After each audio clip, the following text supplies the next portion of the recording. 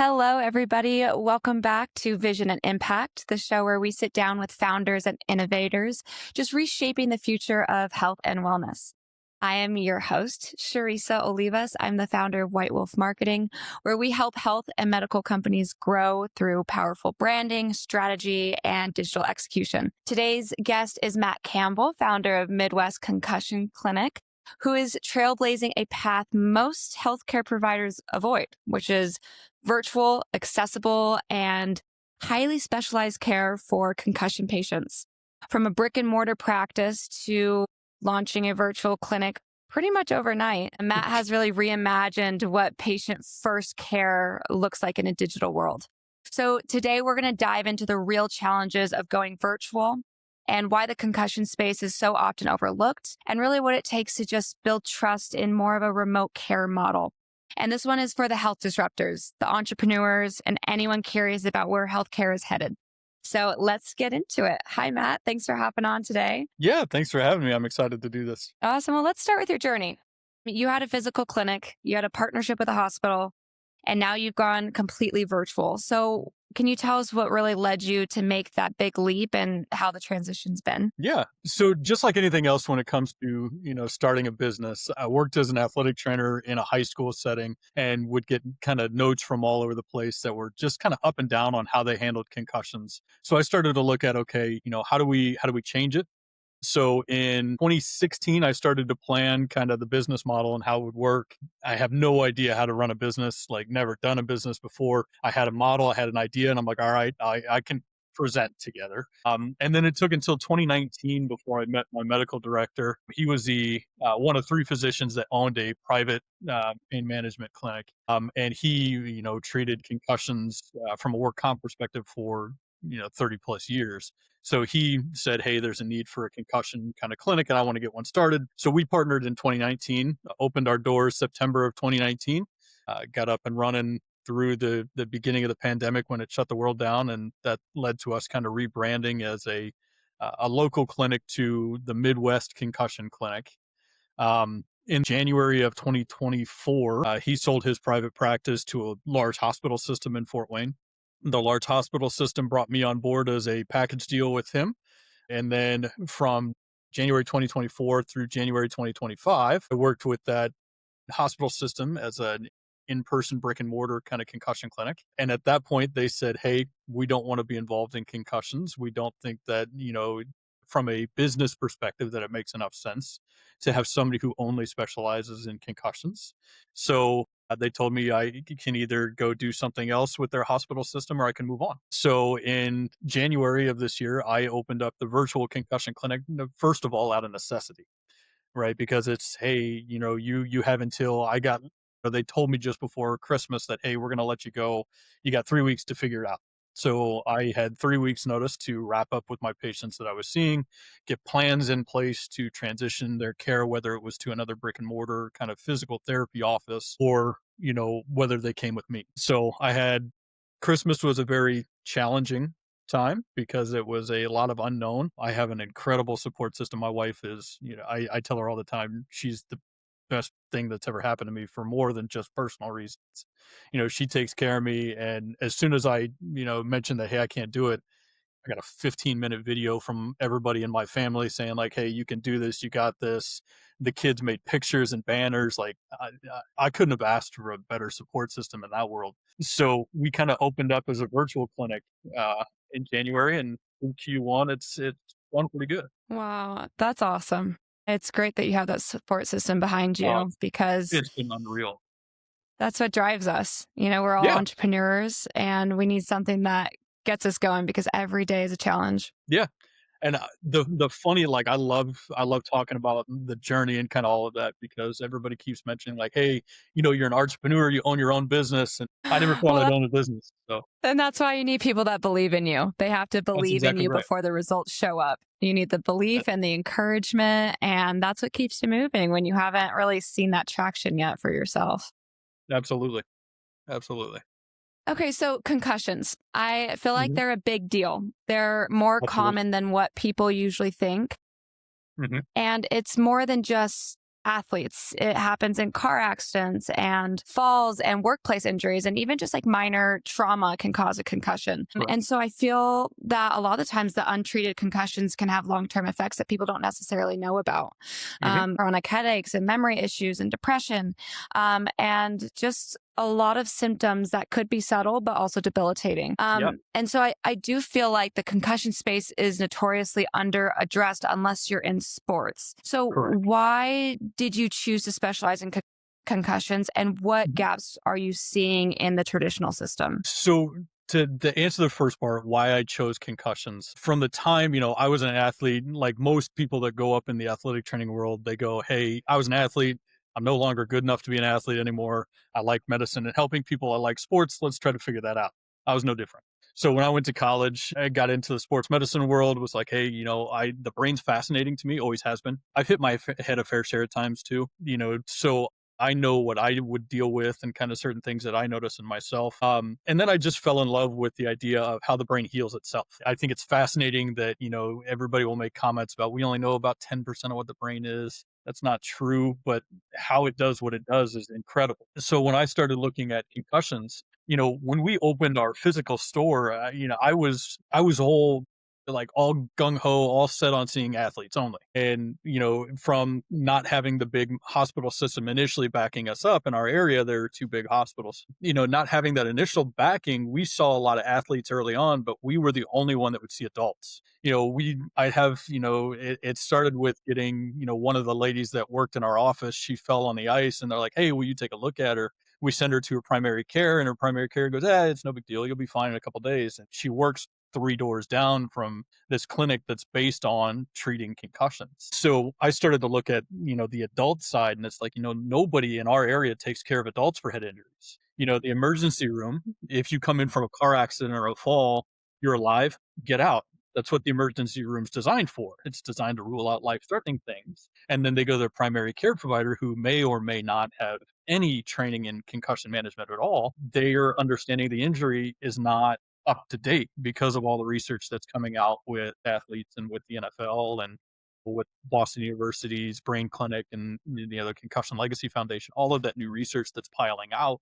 There's so much that they have to know that they may not stay up to date with everything, you know. And a recent study that I just read that came out, it's within the last year or so, that even one concussion in adolescence reduces somebody's likelihood of seeking higher education by 15%. Wow. Right? No matter how severe the injury is, their study found that they were 15% less likely to go to college, whether that was, getting a trades degree or getting an associate's or, a bachelor's or a master's or a doctor. They 15% less likely to go to college after having one head injury as a kid. You add that to the realm of, the more frequent concussions that you get, the higher likelihood that you have a depression and anxiety. All of that comes along with it. It goes up. Concussions are a traumatic brain injury that needs to be addressed as such. And that's kind of why I fell with brain injuries. Yeah, and I feel like most adults with concussions do fall through the cracks.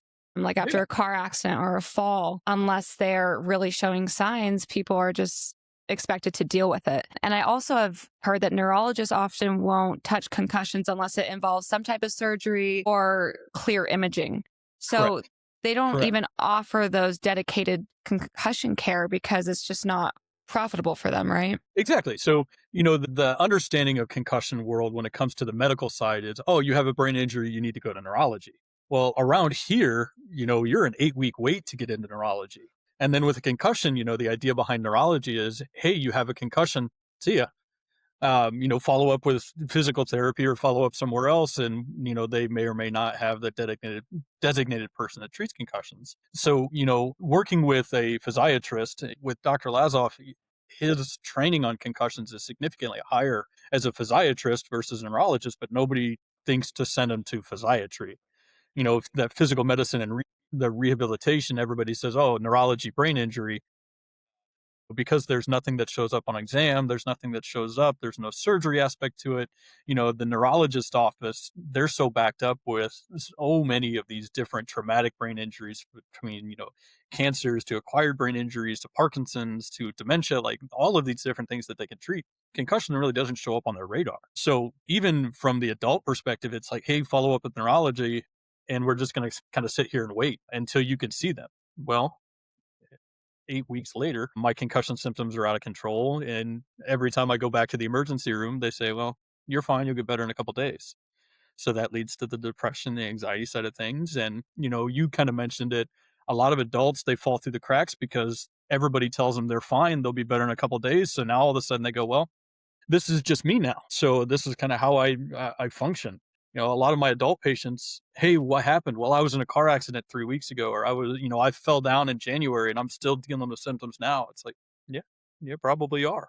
Yeah, so most large systems avoid concussion care altogether. I Correct. mean, might be high margin, might not be enough education, but what does that say about where the health care system is failing patients? And I mean, how do you feel like you're filling that gap? Yeah. So one of the biggest, kind of my soapbox when it comes to concussions is you don't see anything, right? So when you don't see it, insurance companies are like, well, you're treating subjective things, right? It's a mental health disorder. It's, we can't necessarily see objective data.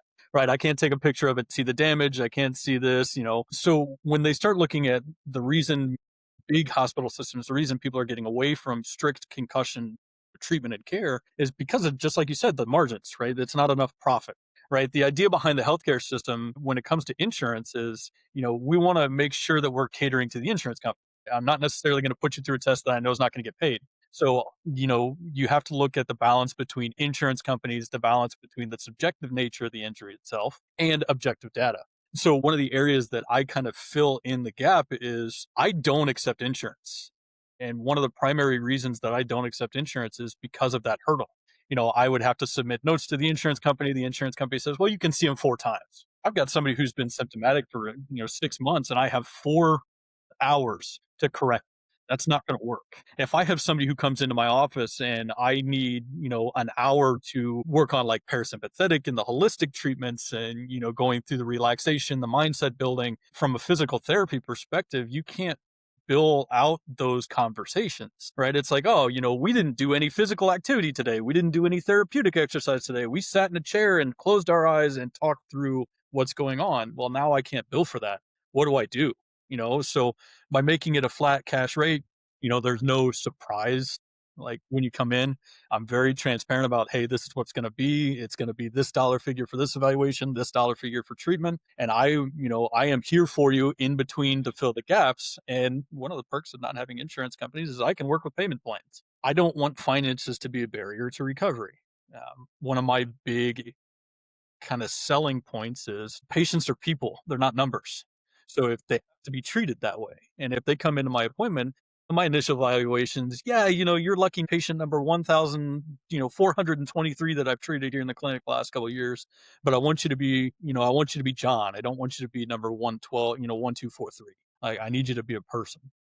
Yeah, and I feel like for providers, for you going insurance free allows for a deeper, better care because concussions are complex. They Correct. really are. And everybody has a different treatment plan. And so what you're doing is that there's no middleman, no time limits, just really Yeah. personalized treatment tailored to what the patient actually needs versus like what a system allows. And Correct. so you're really deciding how they're going to be treated, allowing somebody else to be allowed treatment in a Yeah. certain like cap or follow up visits Correct. because it's not medically necessary, even if Correct. there are symptoms. Yeah, and a lot of that is my kind of challenge with the healthcare system and in general, even now still in my setting is they've got a primary care provider, they've got me, they may be going somewhere for strict physical therapy to help with like some of the upper cervical tension. Now, they go see a physical therapist on Monday.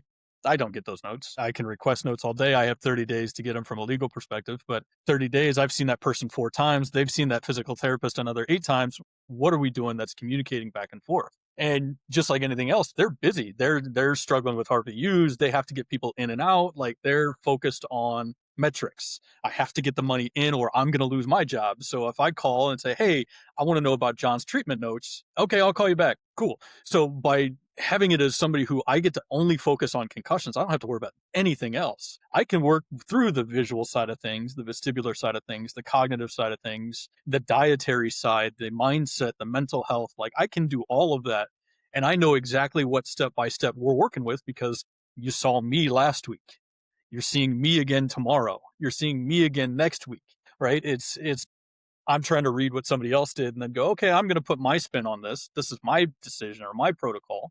And now you're going to go somewhere else and they have their opinion and their treatment to it. So it's a very complex injury that the more chefs you have in the kitchen, the more hands involved, the more wires get crossed and you work on the same systems. And then all of a sudden you get a patient that feels like crap and they're miserable. And now you have to explain why your kind of target is better than what my primary care says I should be doing. Yeah. And for our listeners, entrepreneurs like Matt are stepping in not because it's profitable, but because it's needed. And this is why I'm Mhm. interviewing him, because you're betting on impact over margin. And you're 100%. filling that this traditional system is just refusing to touch. And I think that's so powerful because a lot of the times insurance just doesn't value I guess the correct services that people really need. And people are stuck fighting paperwork for pennies. Mhm. And it's not the way that I think healthcare should be heading. And Correct. I really value your insight just because of that. But I do kind of want to get into a little bit about healthcare and in-person visits. I feel like most of the time people still associate healthcare with walking into a doctor's office. Mhm. And so can you tell us how a virtual consultation or evaluation actually works from start to finish, and kind of some challenges you've seen or surprises you've encountered going digital? Yeah. So for me, what happens is when I have a patient who's scheduled, I use a third party provider that's HIPAA compliant video service that they will essentially, they'll click the link, will come in, they'll connect it to a virtual waiting room. My virtual waiting room, I can put messages out. I have automated messages that welcome them. If I'm running behind, I will hop onto a chat and, send them a message that says, hey, I'm 10 minutes behind, I'm 3 minutes behind. Give me a second, I'm loading up. It's one of those things that when we have the virtual setting, the ability to communicate without the overstimulation, right? Mm. I work in people who get overstimulated very quickly, whether it's visual stimulus, auditory stimulus, cognitive or emotional stress, anxiety. Like I work in overstimulated patients. So when my net is about a 2.5 hour drive each direction. So if I have somebody who's driving in 2 hours, they sit in my waiting room and they're like, I just rode in a car for 2 hours. I'm dizzy. I'm nauseous. There's too many people. Now I get to bring them in, and how you do a treatment session is you stimulate symptoms a little bit and then you calm symptoms down and then you stimulate symptoms. Well, they're already overstimulated before I even start messing with them. So by having a virtual setting, they log in, we spend our initial evaluation is about an hour to an hour and a half, depending on how long. I usually block out an hour and a half of my schedule, depending on how in depth somebody is based on a phone call beforehand. It gives me an idea on how much education we have to go through because I am kind of a niche market. If you found me, you obviously know there's something wrong, but you may not know to the scope of it or the complexity of it. So once we're connected to the initial evaluation, I have them give me just a brief overview of what happened. After I know what happened, I don't really want to know what symptoms they're dealing with. I don't really want to know what's going on until after the education side. Because once I start to give the education side, you can see faces light up. It's like, oh, this is going on. This is going on. I haven't told anybody about that, but now that you mention it, this is coming on. It gives a patient validation right off the bat because, there's nothing physically to see, right? So, how did you know last week when I got home from the grocery store, I put my purse in the fridge and I couldn't find it for 3 days? Well, it's part of the overstimulation process. So we go through the education side. It usually takes about 30 to 45 minutes. And very similar to what we're doing here, it's a very question and answer. If I'm explaining something that's not going on, I want them to tell me so we can move on. If I'm explaining something and they're like, okay, what in the heck does that mean? I want them to interrupt me. They're people. We're having a conversation. This is not me telling you what's going on or what you're experiencing. We're people. We're talking through things. You'd be surprised at how much people will feel better from the initial evaluation to the first treatment session because they finally have answers. They're not sitting here in their head going, am I going nuts? With adult population, is this dementia? Is this Alzheimer's? Like I've got family history of dementia. I'm only 50 and I can't remember what I had for breakfast yesterday. Like now all of a sudden they let that anxiety spiral. So the initial evaluation after the 30 to 40 minutes of education, we go through a couple different subjective questionnaires.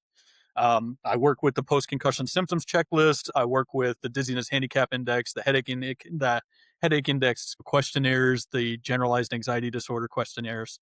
And then I also go through a concussion clinical profile screening to give me subjectively what they're noticing is affecting their day-to-day lives. And then from an objective testing perspective, I go through the VOMS assessment. So the vestibulo-ocular motor screen. I look at eye movements, I look at eye tracking, horizontal saccades, vertical saccades, and then I look at the vestibular ocular reflex, so VOR, horizontal and vertical, and then the VOR cancellation or visual motion sensitivity testing to give me an idea on eye movements, what's working well and what's not.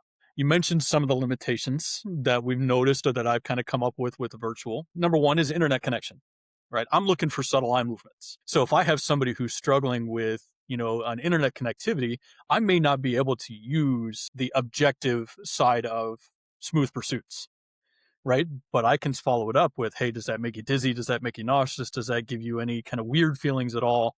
Do you notice a difference if you follow your thumb to the left side of your vision versus the right side of your vision? And if they can tell me yes or no, I may not be able to physically see the nystagmus at times with people, but hey, every time I move my eyes to the left, I feel like I'm going to fall down. Okay, now we got to figure out what part of that is causing your issues. And that's where creativity comes into play. If I have somebody who I've got a patient that I'm working with tomorrow. He doesn't have a computer, but he's got his phone. Okay, well, we're going to do a virtual visit and you're going to hold your phone right here while I do my visual assessments. Wow. Is it ideal? No, but we make it work. We adapt because to me, he lives 2.5 hours northwest. So he needs to Wow. coordinate and come in. Like that's not going to happen. So he doesn't have a computer. And he's work comp too, so they're dictating the care, but he doesn't have a computer. We're going to work with him to make it work for him. Yeah, and I love that because one, you said that you're reducing overstimulation at the source, whether that's commuting, like, an exhausting commute, or whether that is a high anxiety patients. I love that because I feel like this virtual care supports more of a modern lifestyle. Correct. It supports that mental clarity. And when it's convenient, it also becomes consistent. And I think that is a big one is like, you don't have something that falls into whether I'm going to get treatment or not because of I'm sick or I can't drive or I got a flat tire or I'm late. It's when care is virtual, it really fits into real life. I think making it easier to show up consistently, which helps for a longer and better treatment plan. Exactly. The virtual aspect of it, I have patients who will see me on their lunch break. Yeah. Hey, it kind of curtails it. When we have somebody who goes back to work, I do a little bit with work comp, but from the adult side, if I have somebody who goes back to work and they're seeing me on their lunch break, I want to know how it's been since I saw you last. I want to know how you're feeling right now. What have you done this morning? What are you feeling? How are symptoms right now? If I have somebody who's overstimulated, we focus on calming them down. We put them through basic eye movements, some of the basic parasympathetic relaxation. They can stay at work the rest of the day. If I have somebody who, I was seeing in a traditional setting, all right, I was at work. I took a half day off because I had to drive in here. It's a half hour to get to your office. I see you for an hour and then I got a half hour back. I work a 6-hour shift. I'm out for 2 hours. They forced me to take the day off. So now not only am I spending money to come see you, I'm losing money to come see you. Where if I'm seeing you for 45 minutes to an hour on your lunch break, now you can stay at work. You don't have to take that day off. You want to eat during this? Cool. Let's do it. You want a sandwich? Go for it. Take a bite. Let's get some work done. Go back, take a bite. It's not going to offend me at all. I want to work with patients where they're most comfortable. And, you mentioned the overstimulation, the anxiety side of things. White coat syndrome is very real, very real. The office in our hospital that we worked in was an old emergency room. They walked into the office and it is beige and it is busy. And it's like, all right, we're going to take somebody who's struggling with overstimulation. I'm going to sit you directly under a fluorescent light in an emergency room bay. I'm going to pull the curtain shut. And I'm going to say, all right, we're going to relax. Yeah. And then all the code alarms are going off because we were attached to the new emergency room. The fire alarm goes off. All of these bells and whistles are going off. And it's like, all right, good luck the rest of your day. Let me know how you feel. So I love the virtual aspect of it for that reason. Yeah. And hopefully access will just continue to improve, especially for rural patients or in communities that aren't necessarily as developed or people with mobility issues. Virtual care can finally kind of close that gap. Because personally, I have a grandmother that drives 2 hours for every single doctor's appointment. Right. And that's not safe. It's not safe for her to be driving that far for doctor's appointments. And so I do feel like the future is coming where it's virtual first experiences.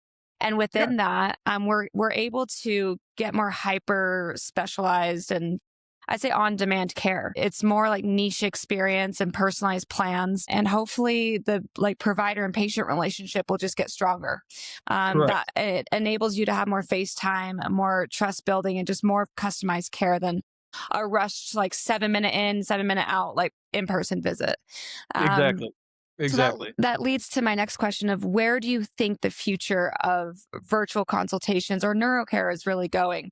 Yeah, so I think the idea behind the healthcare system right now is the more in person you have, the more personable it is, right? We look at the healthcare system, it kind of caters to the older population, right? As a young, I'm a 34-year-old male. I can't tell you the last time I was in a doctor's office when things weren't bad, right? I don't have I don't go to well patient checkups. I don't do all these things. And now I also work in the healthcare system. So if I ever had a problem, I just went to my medical director and was like, hey, this is what's going on. What should I do? But the idea behind it is it's too confusing. It's too complex. We can't do virtual because they won't understand it. My grandma, back when she was alive, if I'd have told her we were doing a virtual visit, she'd have told me there's no possible way to do it. You know, the average age of my patient right now is 55 years old. I send them a link, they click the link, it takes them right to the website, right? They don't have to log in, they don't have to do anything other than they have to type their name, right? And if they leave it blank, as soon as I accept them, I know who's coming in, I know what's going on. So it's not something that there's a learning curve for. Hmm. So when we start looking at kind of where I think healthcare in general is going to change is now that there are third party platforms, now that, everybody has a phone that they carry around in their pocket. The argument that it's too complex, there's too much of a learning curve, it's going to fall away. Everybody's mom, grandma's on Facebook now. They play their virtual games, they're rocking Candy Crush or whatever, trying to go through their day-to-day tasks. Healthcare is going to be right here. The other thing that you kind of touched on is the access, right? As a working professional, if I ever have a need for an appointment, like trying to take the day off, but to get my kids in to see the doctor, that's not Yeah. the easiest thing in the world. So, luckily for me, I've got the flexibility but beforehand, I'm working 12-hour days up in, a job that's 50 minutes away from home. I relied on my wife to take care of it. And she works in her job, like at the school setting. If she can't get the day off, what do we do? Yeah. The virtual care it's the access. It's the ability to get in on a schedule that works for everybody. Yeah. From the neuro perspective, the more technology that comes out, the easier this gets, right? The cognitive assessments, you've got all of these from a concussion perspective, you've got all of these different companies that do different assessments. They're all done virtually to help kind of make it so it's, intertester reliability, right? So I can do it and then I can have somebody else do the same test and do these. Like they're already there. It's just a matter of implementing them into a virtual care setting. Definitely. And now all of a sudden you can do a consultation from your office desk or Yeah. from school or from 5 hours away, Right. which kind of leads me into your work beyond the state of Indiana. Mhm. So what role does that kind of play in concussion recovery and kind of tell us a little bit more about the coaching that you do? Yeah. So one of the certifications I have is I'm a neuroscience coach. So the idea behind a neuroscience coach is we look at mindset, we look at the ability for somebody to learn to adapt. So outside of the state of Indiana, I'm consulting,